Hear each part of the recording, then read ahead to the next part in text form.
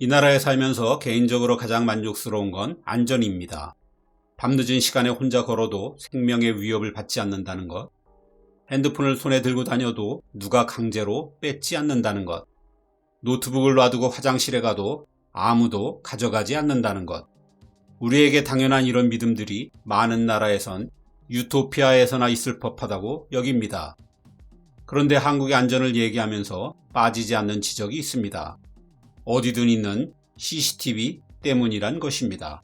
과연 그럴까요? 이와 함께 CCTV가 우리를 정말 안전하게 해주는지, CCTV가 우리를 들여다보게 해도 정말 괜찮은 건지 등을 얘기해 봅니다. 우선 한국의 안전은 수많은 CCTV 덕이라는 말은 참이 아닙니다. 두 가지 이유에서입니다. 하나는 한국보다 CCTV가 많은 나라가 여럿이지만 이들 나라가 우리만큼 안전하지는 않다는 점입니다. 또 하나는 대다수의 연구 결과가 CCTV의 숫자와 안전도가 큰 상관이 없는 것으로 나타났다는 점입니다. CCTV를 처음 만든 건 독일의 나치입니다. 1942년 세계 최초의 탄도미사일인 V2 로켓 발사를 모니터하려는 목적이었죠. 이후 CCTV는 주로 교통 단속 및 통제용으로 쓰였습니다. 그러다 1993년 영국 리버풀에서 일어난 살인사건을 계기로 범죄를 예방하기 위한 방법용으로 본격 사용되기 시작했죠. 우린 2002년 서울 강남구 논현동 일대에 5대가 설치된 게 이 목적으론 처음이라고 합니다. 이렇듯 CCTV는 태생적으로 감시용입니다. 쳐다보는 눈이 있으면 범죄를 저지르지 않을 것이라고 기대한 각국은 경쟁하듯 CCTV를 설치했습니다. 영국의 사이버 보안업체인 컴페리텍이 세계 주요 도시 150개를 대상으로 추산한 결과 2022년의 서울은 1제곱마일 단위 면적당 감시 카메라 수가 332대로 세계 11번째입니다. 1위는 서울의 6배인 인도 델리이고 2위는 서울의 3.4배인 영국 런던, 3위 인도 첸나이, 4위 중국 선전 등입니다. 20위 안에는 중국 도시가 11개나 되고 그 외에 싱가포르, 모스크바, 뉴욕, 멕시코시티 등이 있습니다. 이 안에 우리 정도의 안전도를 가진 곳은 싱가포르 뿐이죠. 이걸 인구당으로 따지면 서울은 더 떨어져 44위이고 부산은 111위입니다. 2023년 발표는 조금 다릅니다. 단위 면적당 조사에서 중국 도시들은 1위에서 21위까지를 독식했습니다. 최근 중국이 전국을 CCTV로 도배해 빅브라더의 나라로 가고 있음을 잘 보여줍니다. 이건 뒤에 다시 얘기하겠습니다. 이 바람에 전년보다 2배 이상 CCTV가 늘었음에도 서울은 순위가 더 밀려났습니다. CCTV 숫자와 안전도의 상관관계 연구도 예상과 다릅니다. CCTV에 관한 여러 통계를 내놓는 컴페리텍은 각 도시의 감시 카메라 숫자와 그 도시의 범죄 지수를 대비해 보았습니다. 그러자 둘 사이는 아무 관계가 없었습니다. 2022년 발표치를 보면 CCTV 2위인 런던은 범죄 지수가 53으로 8위인 중국 칭다오보다 오히려 7배나 더 많았습니다. 중국 내에서도 비슷해 인구 대비로 CCTV가 가장 많은 도시인 타이위안은 2위인 우시보다 범죄가 6.5배 더 많았습니다. 이건 국내 연구도 마찬가지입니다.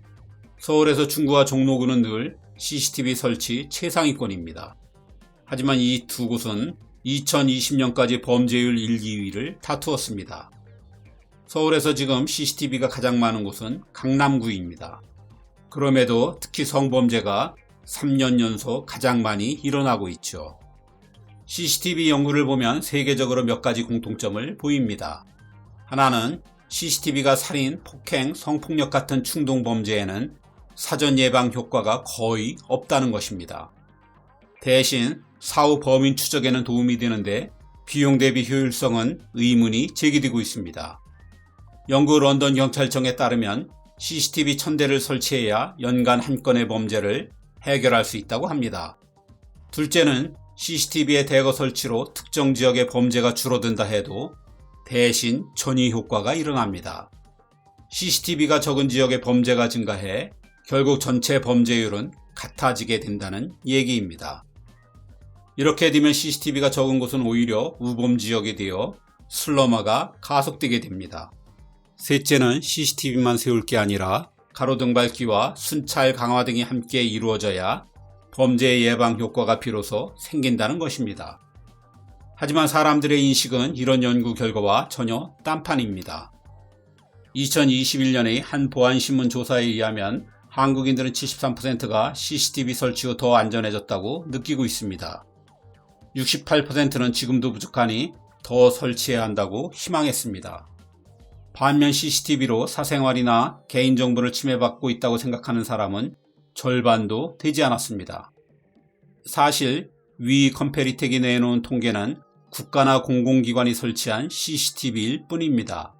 가게와 공장, 기업, 대학, 상가 등에서 설치한 민간 부문 CCTV는 얼마나 될지 사실 가늠조차 쉽지 않습니다.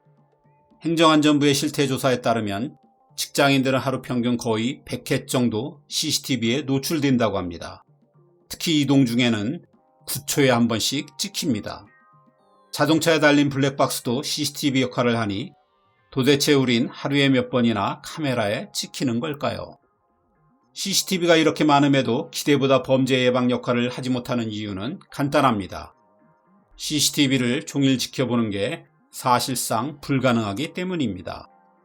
모니터를 지켜보는 시간이 길어질수록 집중력이 떨어져 22분만 지나도 95%의 장면을 놓치게 된다는 연구 결과가 있습니다. 그래서 최근에 CCTV는 이를 보완하는 방향으로 진화하고 있습니다. 인공지능 기술을 탑재해 관제 요원이 모니터링을 하는 게 아니라 CCTV 스스로가 하는 것입니다. 이번 파리올림픽은 이 AI형 CCTV의 중요한 시험대입니다. 인권 문제에 예민한 프랑스지만 이번 올림픽을 맞아 한시적으로 AI형 CCTV를 운영하기로 했습니다. 이 AI형 CCTV는 CCTV 스스로 군중의 움직임과 수상한 행동을 실시간으로 감지하고 분석해 경찰에 알리게 됩니다. 앞으로 CCTV가 어떻게 발전할 것이냐를 알려면 중국을 보면 됩니다. 영국의 글로벌 시장조사 업체 IHS 마켓에 따르면 전 세계 감시 카메라 수가 공공부문과 민간부문을 합쳐 10억 대가 넘을 것으로 보고 있습니다. 이 중 6억 대 이상이 중국에 있습니다. 중국은 그간 안면인식 기술과 막대한 빅데이터를 기반으로 지금까지와는 차원이 다른 디지털 감시망을 만들어 왔습니다. 그 이름이 누구도 빠져나갈 수 없는 하늘의 그물이란 뜻의 천망입니다.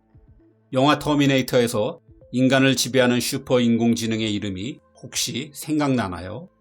스카이넷입니다. 스카이넷을 한문으로 고스란히 옮기면 그게 천망입니다. 이 천망이 할 수 있는 일이 어디까지인지는 확실치 않습니다.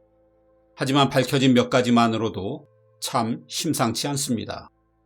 중국 심천에선 안면인식 기술로 무단횡단하는 사람의 신원을 즉각 파악해 그 인적 사항을 거리의 대형 스크린에 띄워 망신을 주었습니다.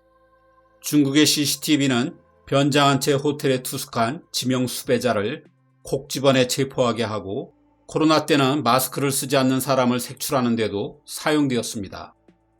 홍콩 민주화 운동 당시 시위자를 족치개처럼 식별해낸 것도 신장 위구르와 티베트를 담장 없는 감옥으로 만든 것도 CCTV입니다. 이뿐 아니라 중국 공안은 이 기술을 이용해 외부인이 낯선 마을을 드나드는 것도 바로 알 수 있으며 장수성의 난징대학에선 학생들이 수업 시간에 졸거나 게임하는 것도 감시하고 개개인의 모든 행동에 점수를 매겨 등급이 낮은 사람은 비행기나 기차를 타지 못하게 결정하는 것도 CCTV입니다. 그런데 이게 중국만 할 수 있는 일일까요? 그렇지 않을 것입니다. 중국의 AI CCTV를 사려는 세계의 권위주의 정부는 많습니다. 프랑스나 영국처럼 더 나은 AI CCTV를 만들려는 나라도 많습니다. 독재자가 지배하는 세상이 다시 오면 우리도 다르지 않을 것입니다. 2.3명당 하나꼴의 CCTV 속에서 사는 중국인들도 설문조사를 하면 우리와 같은 결과가 나옵니다. CCTV 덕에 더 안전해졌다며 더 많은 설치를 원한다는 거죠.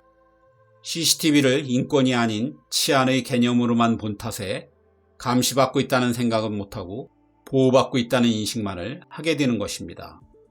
CCTV 너머로 우리를 감시하는 자가 누구인지를 감시하지 않는다면 지금껏 경험 못한 디지털 전체주의가 문 앞까지 다가와 있음을 머지않아 확인하게 될지도 모르겠습니다.